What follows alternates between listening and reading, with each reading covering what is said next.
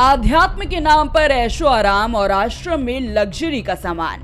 यौन शोषण के आरोपों में घिरे अविमुक्तेश्वरानंद के वाराणसी स्थित मठ पर एक के बाद एक आरोप लग रहे हैं। शंकराचार्य की सादगी पर सवाल उठा है।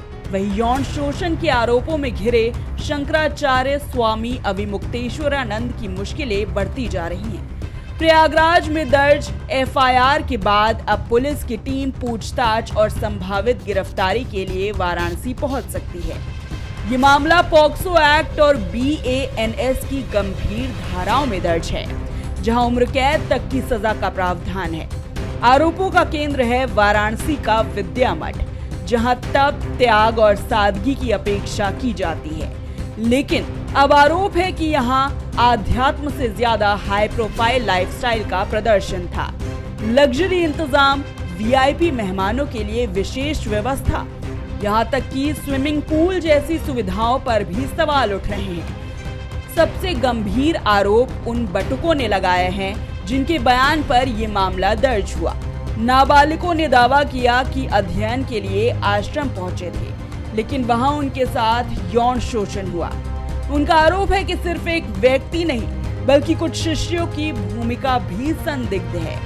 सूत्रों के मुताबिक पीड़ित बच्चों की मेडिकल जांच प्रयागराज के सरकारी अस्पताल में 2 डॉक्टरों के पैनल ने की। रिपोर्ट को लेकर पुलिस का दावा है कि दुष्कर्म की पुष्टि हुई है। हालांकि आधिकारिक तौर पर जांच जारी है और अंतिम निष्कर्ष अदालत में ही तय होगा। बटुकों के आरोप बेहद गंभीर है। पहला, आश्रम में लंबे समय से यौन शोषण का सिलसिला चलता रहा। दूसरा, बिहार और राजस्थान से बच्चों को लाया जाता था। तीसरा, कुछ कथित सफेद पोश वीआईपी भी उत्पीड़न में शामिल थे। चौथा, विरोध करने पर प्रताड़ना दी जाती थी। पांचवा, बटुकों पर कड़ी निगरानी रखी जाती थी। अगर ये आरोप सही साबित होते हैं तो मामला सिर्फ एक व्यक्ति का नहीं, बल्कि एक पूरी व्यवस्था पर सवाल खड़ा करता है। वहीं दूसरी तरफ स्वामी अविमुक्तेश्वरानंद सभी आरोपों को सिरे से खारिज कर रहे हैं। उनका कहना है कि ये सोची समझी साजिश है। उन्हें बदनाम करने और उनकी छवि धूमिल करने की कोशिश की जा रही है।